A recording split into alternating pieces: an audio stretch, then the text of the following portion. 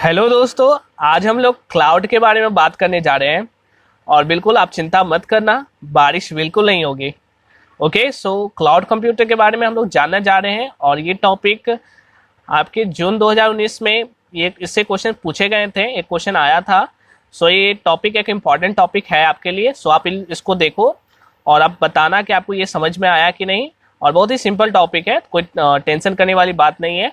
तो चलिए शुरू करते हैं और देखते हैं क्या है क्लाउड कंप्यूटिंग। सो सबसे पहले देखते हैं क्लाउड कंप्यूटिंग है क्या, ठीक है ना।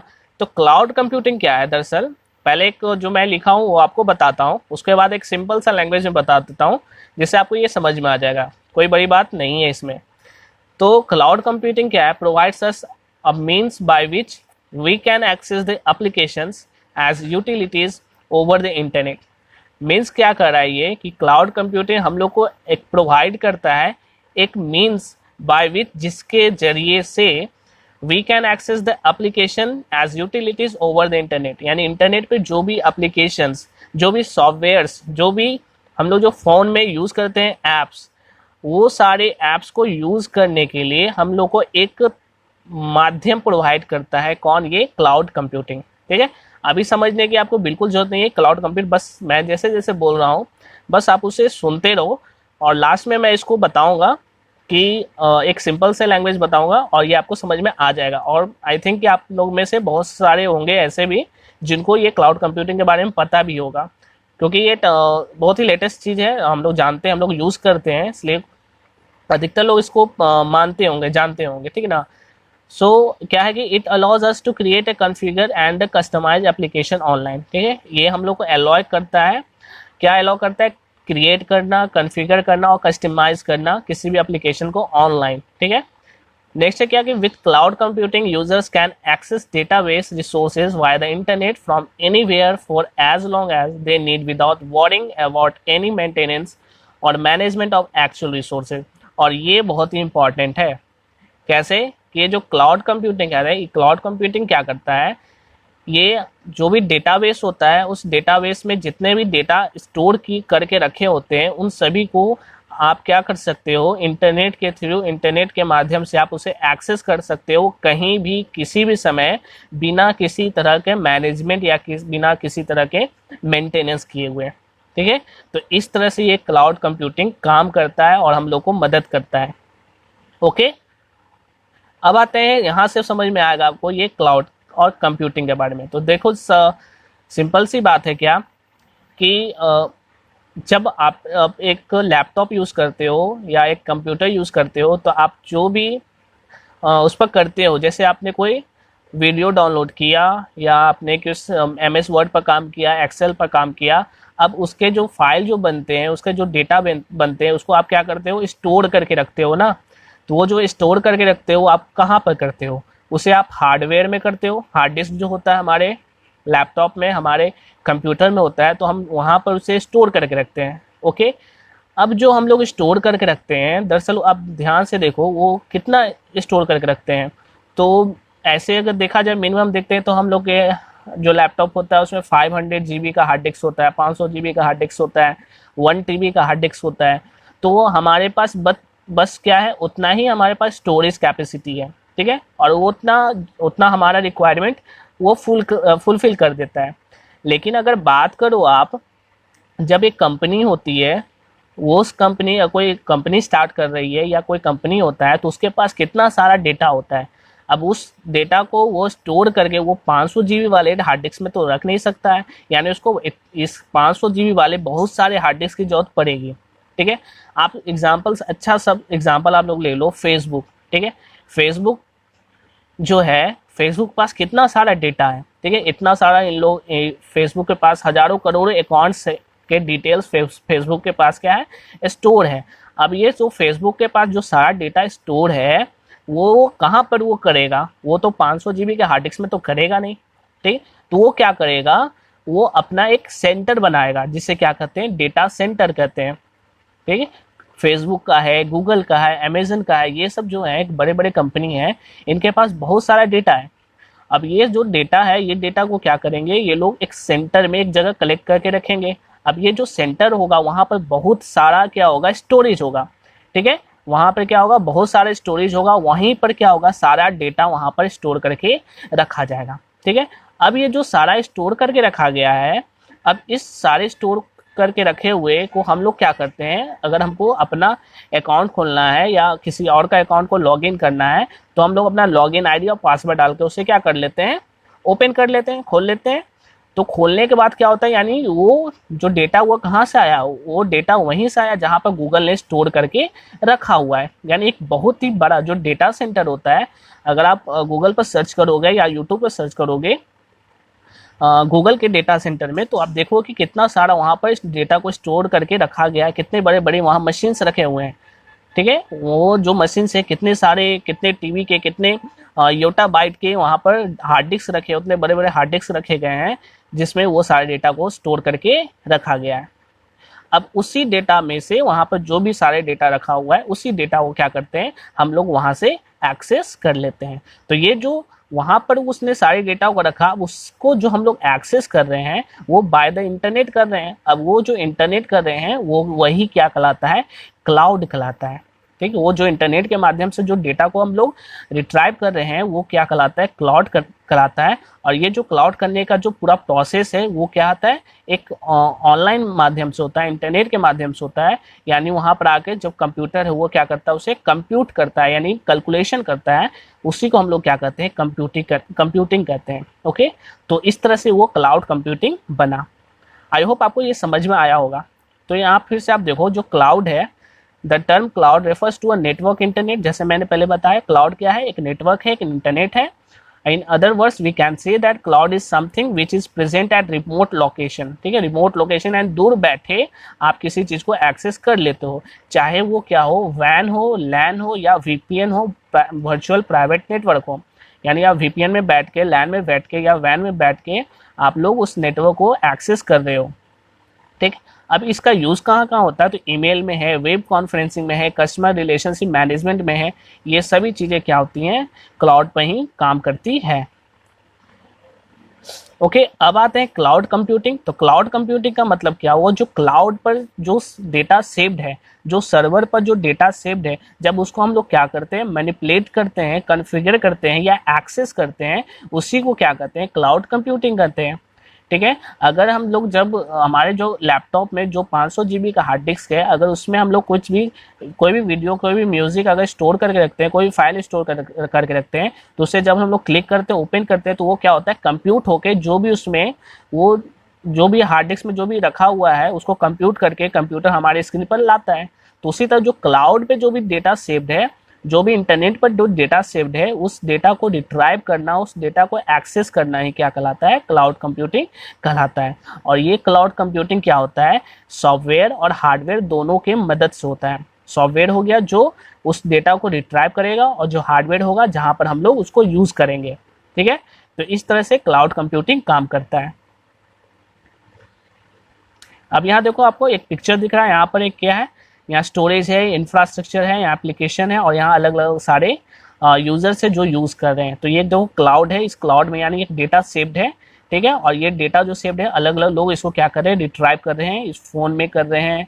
ठीक है, यहाँ पर कंप्यूटर पर कर रहे हैं। तो इस तरह से वो क्या कर रहे हैं, अपने डेटा को रिट्राइव कर रहे हैं।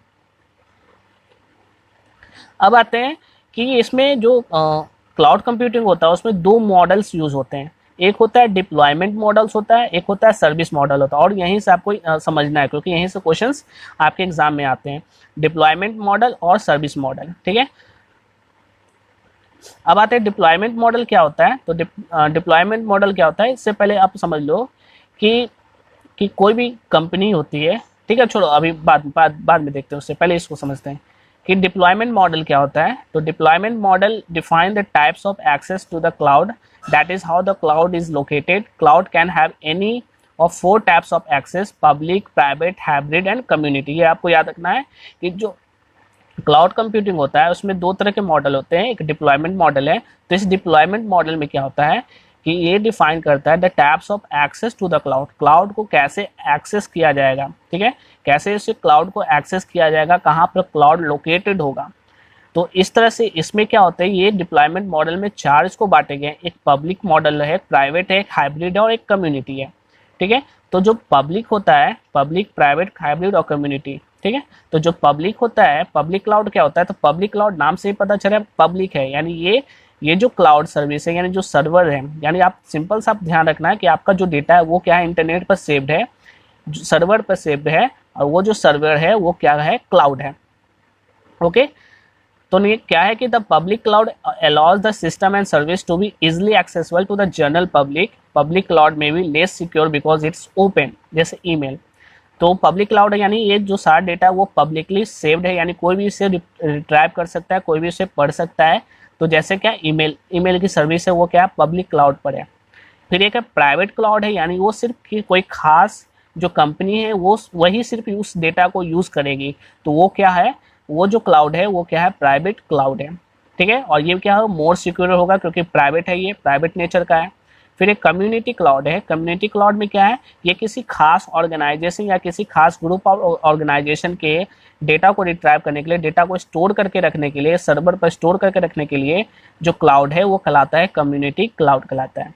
अब हाइब्रिड क्लाउड क्या है, हाइब्रिड क्लाउड में क्या होता है, मिक्सचर है पब्लिक का भी और प्राइवेट का भी, ठीक है। यानी कुछ प्राइवेट कंपनी भी इसको एक्सेस करेंगे और पब्लिकली भी इसे एक्सेस किया जा सकता है, ठीक है। यानी प्राइवेट कंपनी भी इसे रिट्राइव कर सकती है, एक्सेस कर सकती है, स्टोर कर सकती है, और पब्लिक भी इसे स्टोर कर सकती है, देख सकती है। तो ये क्या है, आपको याद रखना है कि क्लाउड सिस्टम में, क्लाउड कंप्यूटिंग में चार आते हैं। एक है प्राइवेट है, पब्लिक है, प्राइवेट है, कम्युनिटी है और हाइब्रिड है। तो ये चार क्या है, डिप्लॉयमेंट मॉडल के हैं। नेक्स्ट है सर्विस मॉडल, और यहाँ से इसी से क्वेश्चंस पिछले साल 2019 में जून वाले में पूछे गए थे सर्विस मॉडल से। तो सर्विस मॉडल क्या है कि इसमें जो क्लाउड जो कंप्यूटिंग है वो सर्विस जब देता है, किसी प्रकार का जब सर्विस देता है तो उसे सर्विस मॉडल कहते हैं। और ये जो सर्विस होते हैं वो 3 तरह के सर्विस होते हैं। यानी जो क्लाउड कंप्यूटिंग है वो 3 तरह के सर्विस को प्रोवाइड करता है। एक जो सर्विस है उसका नाम है इंफ्रास्ट्रक्चर एज ए सर्विस, दूसरा है उसका नाम है प्लेटफॉर्म एज ए सर्विस, और तीसरा है सॉफ्टवेयर एज ए सर्विस। यानी 3 तरह के प्लेटफॉर्म, 3 तरह की चीज़ वो प्रोवाइड करता है, 3 तरह के सर्विस प्रोवाइड करता है। एक है IaaS, PaaS एंड SaaS, यानी infrastructure as a service, platform as a service and software as a service. तो ये 3 तरह के सर्विसेज प्रोवाइड करते हैं क्लाउड कंप्यूटिंग में। अभी इंफ्रास्ट्रक्चर एज ए सर्विस क्या होता है, तो देखो सिंपल सा है, नाम से पता चल रहा है इंफ्रास्ट्रक्चर, यानी इंफ्रास्ट्रक्चर प्रोवाइड करके देगा। जैसे मैंने अभी बताया पहले क्या कि जो गूगल है, ठीक है, तो गूगल के पास क्या है, बहुत बड़ा डेटा सेंटर है। फेसबुक है, उसके पास एक बहुत बड़ा डेटा सेंटर है। आप गूगल पर सर्च करके देखना, आपको दिख जाएगा वो चीज़। तो अगर मान लो कि मुझे कोई कंपनी खोलनी है और मुझे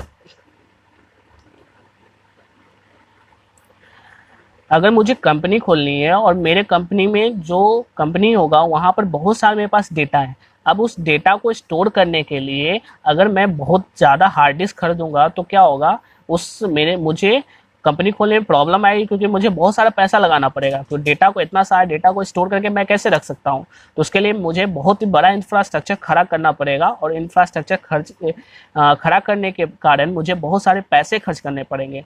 तो इससे क्या होगा, मेरी कंपनी चल नहीं पाएगी, मैं कंपनी को खड़ा नहीं कर पाऊंगा।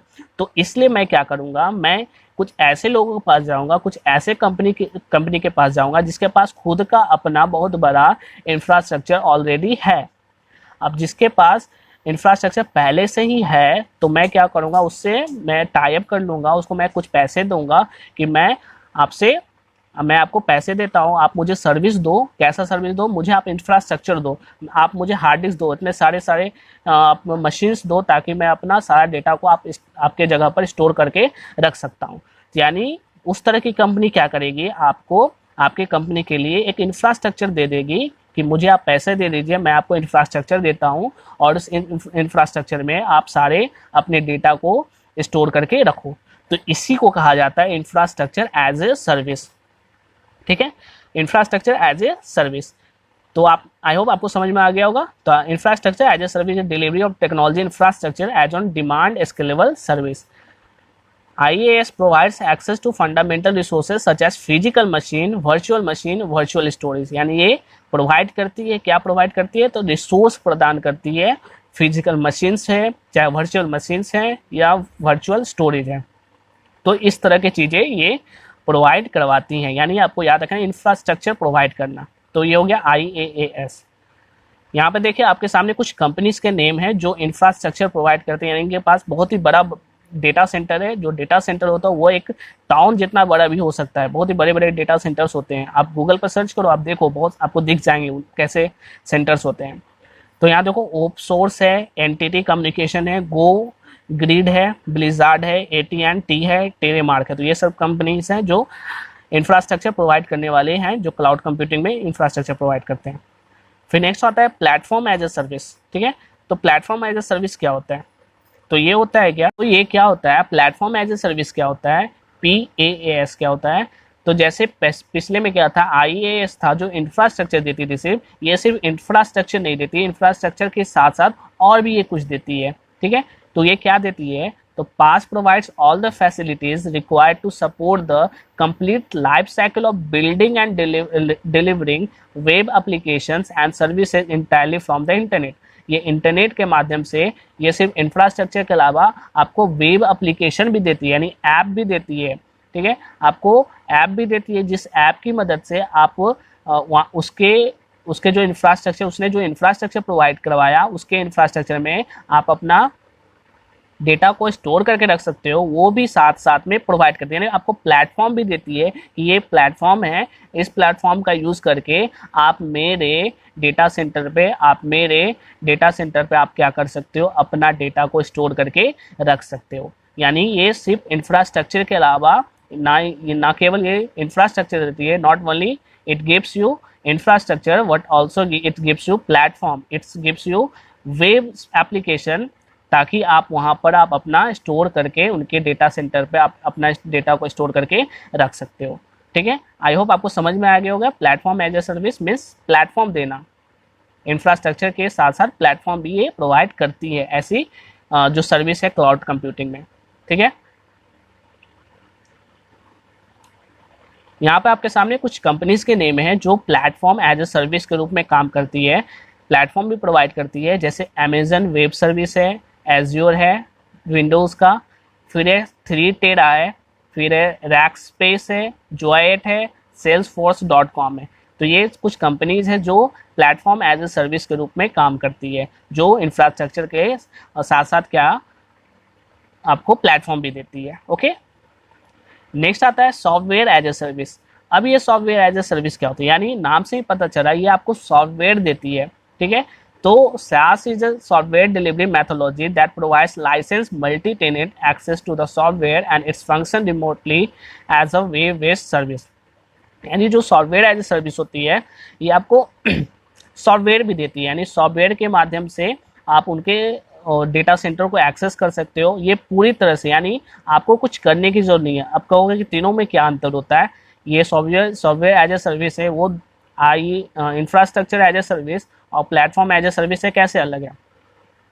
तो ये बिल्कुल अलग है, क्योंकि वो जो इंफ्रास्ट्रक्चर वो सिर्फ इंफ्रास्ट्रक्चर देती है, जो प्लेटफॉर्म है वो दोनों देती है, प्लेटफॉर्म भी देती है, इंफ्रास्ट्रक्चर भी देती है। लेकिन जो सॉफ्टवेयर एज ए सर्विस होता है वो सब कुछ देता है।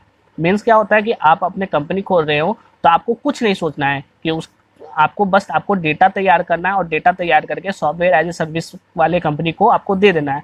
वो क्या करेगी, वो समझेगी इसको कैसे मैनिपुलेट करना है, कैसे स्टोर करना है, कहाँ करना है, कितने टाइम तक करना है, यानी सारा काम क्या होगा सॉफ्टवेयर एज ए सर्विस वाले कंपनी करेंगी खुद। ओके, और ये जो सॉफ्टवेयर एज ए सर्विस है आजकल बहुत ही तेज़ी से ये बढ़ रहा है, क्योंकि बहुत सारे गेम्स हैं, बहुत सारे गेम GTA 5 टाइप के जो गेम्स हैं वो आजकल इसी क्लाउड सर्विस पर काम करने लगे हैं, सॉफ्टवेयर एज ए सर्विस के रूप में काम करने लगी हैं।